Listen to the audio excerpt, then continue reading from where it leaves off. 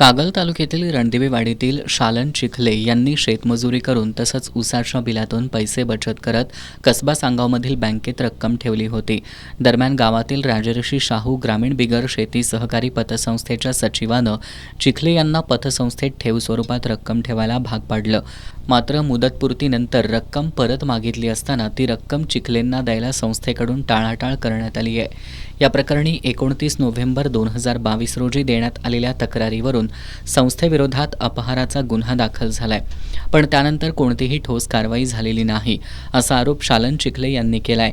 15 मार्चपर्यंत ठेव रक्कम परत मिळावी अशी लेखी मागणी करूनही प्रतिसाद न मिळाल्यानं 18 मार्चपासून चिखले कुटुंबियांनी कागलच्या सहाय्यक निबंधकांच्या कार्यालयासमोर आमरण उपोषण सुरू केलंय. गेले 7-8 वर्ष झाले आमचे पैसे पतसंस्थे रणदेवाडी पतसंस्थेमध्ये अडकून आहेत आणि तो साहेब येतच नाही आणि आम्ही पैसे मागायचे कुणाकडं आणि असं सगळ्या गोरगरिबांना तो लुटून गेलेला आहे. तो कबूल पण होईना आणि तिकडं येणं पण झालाय. आम्ही विचारायचं कुणाला ह्या पैशाबद्दल. म्हणून आम्ही आमच्या घरात रोज भांडण चालू आहे ह्याच्याबद्दल की आमचं पैसे अडकून आम्ही नवऱ्यास न सांगता पाठीमागं टाकले. नवऱ्या आमचं पिडायला लागल्यात आम्हाला घरात.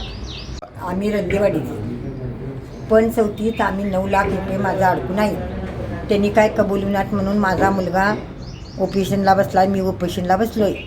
हे जर न्याय मिटल्या शेवट इथनं आम्ही हलणार नाही आणि आमचं पैसे आम्हाला मिळावं ही विनंती आमची. सगळ्या जणांनी आमच्यावर सहकार्य करावं. यावेळी सुनील पाटील, परशुराम खाडे, शैलेश चिखले, सुकुमार शिंदे, नंदकुमार पाटील, संतोष शिंदे, रोहित पाटील, अनंत खोत, प्रणव लोले आदी उपस्थित होते.